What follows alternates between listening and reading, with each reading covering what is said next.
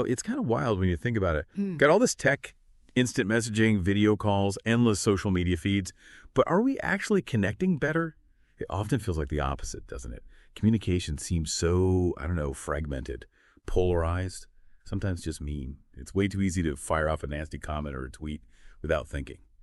But what if there's another way, a counterforce to all that? Well, today, that's exactly what we're diving into. Nonviolent communication, or NVC.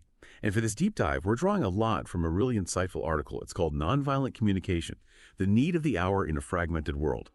It's by Dr.Noojilla Srinivas, who's a lecturer in English at Government College, Autonomous, in Rajahmundry, Andhra Pradesh, India. So our mission today, let's unpack what NVC actually is. We'll look at its roots, which honestly go way deeper than I initially thought, and importantly, figure out some practical ways you can use it in your own life, to build empathy, understanding, maybe even resolve some conflicts. Okay, let's get into it. So maybe let's start with the problem itself, because it feels pretty real, right? Communication is supposed to connect us. But so often, it just seems to drive us apart. Our ways of talking, texting, posting, they've gotten so complex. It almost feels like the complexity itself leads to more misunderstandings, more conflict at home, at work, even, between countries. We just talk past each other. Yeah, it's more than just talking past each other, though. I think Dr. Srinivas's article nails it when it points out that fundamentally, communication as a two-way street has broken down. It's often not really about that shared exchange of ideas or feelings anymore. It's become much more about broadcasting our views, asserting our point, less listening, more stating. It's like we're all just delivering monologues at each other. And when that happens, well, conversations turn adversarial, don't they? They become about winning or asserting dominance or putting someone else down, not about actually connecting. And the whole digital world seems to just amplify that, right? Pouring gasoline on the fire. Oh, absolutely. The digital age, especially platforms like, Facebook, X, Instagram, they've massively escalated this. Think about it. There's that layer of anonymity or perceived anonymity. Things move so fast, it encourages impulsive reactions. You just type and hit send, often without really reflecting on the impact. And this leads straight to what the article calls a war of words. You see it everywhere, insults, misinformation flying around. And the scary part is it doesn't stay online, this kind of hostility. It bleeds into the real world. It fuels division, sometimes even violence. Like when leaders use really harsh language online, it can genuinely stir up trouble, create real divisions. It shows how words, which should build bridges, can actually tear things down. It's quite sobering. It really is. It paints a pretty bleak picture. Makes you think, okay, where do we even start to fix this? Yeah. Which I guess brings us right back to NVC as a potential way forward. It's compelling. So if NVC is this counterforce, what makes it different? Is it just about being nice or like a better listener? That's a great question because it's definitely more structured than just being nice. Nonviolent communication, which Marshall Rosenberg really brought to the forefront back in 1999, I believe. It's a specific method. It's designed to foster dialogue that's empathetic, respectful, and actually cooperative. The core idea is pretty simple but powerful. Use words that show you understand, that show compassion. The goal is resolving conflict peacefully, not winning or escalating. But how? Well, it gives you a framework, often described as 4 parts. Making observations, not judgments, expressing your feelings, connecting those to your underlying needs, universal human needs, and then making clear requests. That shift in focus is key. Okay, hang on. Observations, feelings, needs, requests. Could you give us maybe a quick example, like a common frustration? How would NVC sound different from just, complaining? Sure, let's take a common one. Instead of saying something like, "You always interrupt me, it's so rude," which is full of judgment, right? And usually just makes the other person defensive. NVC guides you to reframe. You might say something like, "When I notice I haven't finished my sentence before you start speaking, that's the observation, just what happened. I feel frustrated, that's the feeling, because I have a need to feel heard and understood. That's the underlying need. Would you be willing to let me finish my point before you jump in?" And that's the clear request. See the difference. It's not about blame. It's about, here's what happened, here's how I feel, here's what I need, and here's a specific thing that would help. It challenges that accusatory language, that coercive stuff, and pushes for empathy instead. Imagine if conversations, arguments even, focused on understanding each other's needs. The article points out how this approach can genuinely reduce tension and build cooperation in classrooms, offices, even politics. People feel heard. That's huge. That example really helps. It makes it much more tangible. Wow. And what blows my mind is that this isn't some, brand new 21st century idea. When you look into the history, especially in ancient Indian philosophy, the roots are incredibly deep. It's kind of amazing. Oh, absolutely deep. The principle of ahimsa nonviolence, it's been central to Indian thought for millennia. And it's not just about, not physically harming someone. It extends to our thoughts, our words. There's that ancient Sanskrit saying, ahimsa paramo dharma. Basically, nonviolence is the highest duty.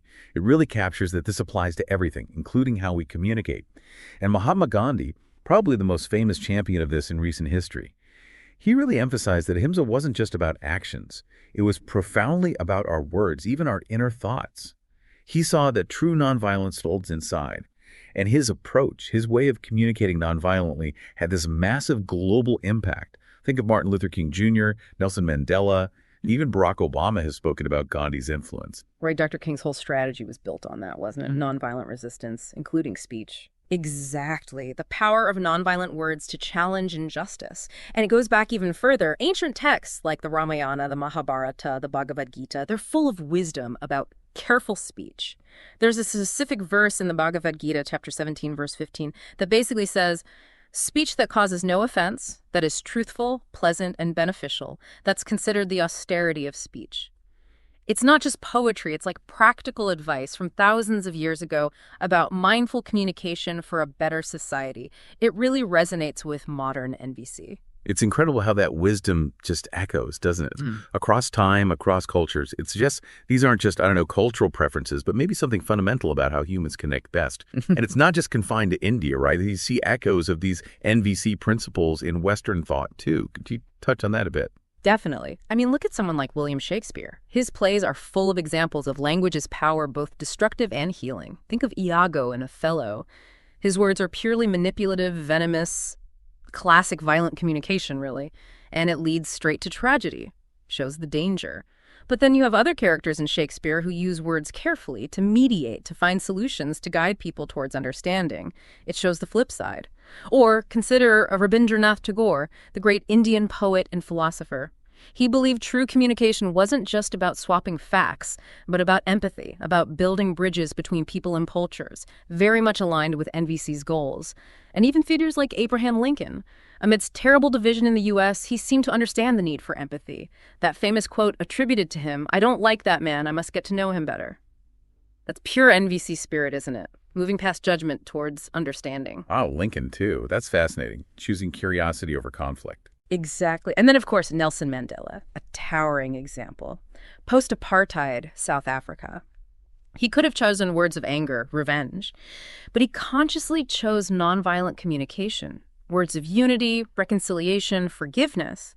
To heal a nation, it shows the immense power of choosing connection over division in our language. Yeah. So while NVC was formalized more recently, its core ideas have been part of human wisdom for a very long time, all over the world. Just powerful stories. From ancient scriptures to Shakespeare to Mandela. It really drives home the potential. Yeah. Okay, so this brings us to the really practical part. What does this mean for you listening right now? How do we take these big ideas and actually use them? Because, let's be honest, appreciating the philosophy is one thing. Applying it when you're actually feeling angry or defensive, that's another challenge altogether. That is the challenge. And the article lays out some really concrete steps we can take to cultivate NVC in our lives and communities. First off, there's a huge potential in education. Imagine NVC being part of the school curriculum, not just talking about it, but using stories, role-playing exercises, helping kids develop empathy, emotional intelligence, constructive ways to talk about conflict right from the start. That could change future generations. And for us adults, workplace training can be incredibly effective.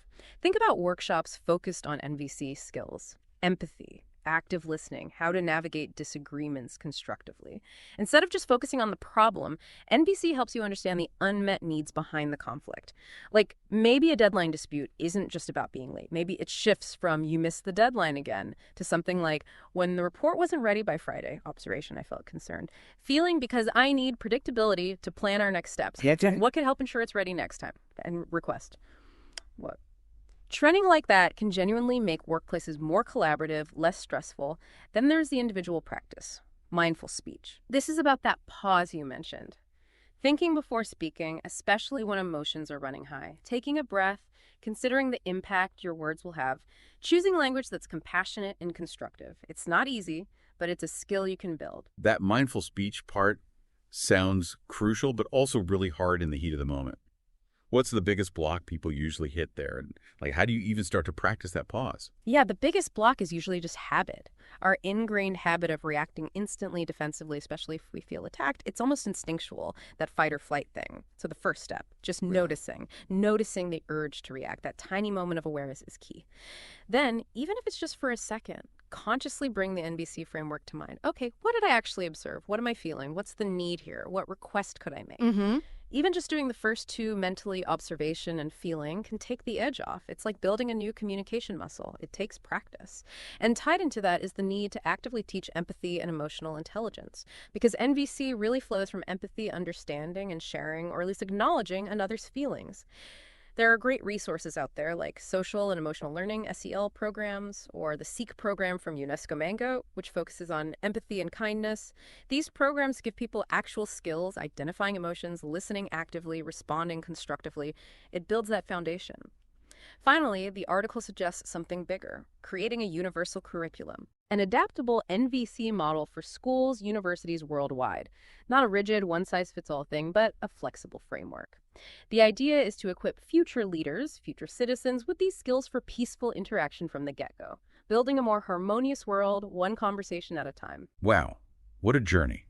From the communication crisis we see all around us, through ancient wisdom and India echoes across the globe, right down to concrete steps you can take today.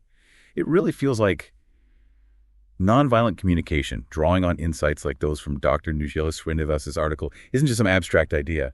It's practical. It feels urgent, a powerful tool, as you said, for connection, not for driving wedges between us. Exactly. It offers a genuine path forward. And maybe, as a final thought for everyone listening, think about your next conversation, whether it's face-to-face or, online. What one small, mindful shift could you make in how you approach it? A tiny change that might just turn a potential clash into a chance for real understanding, real connection, something to ponder.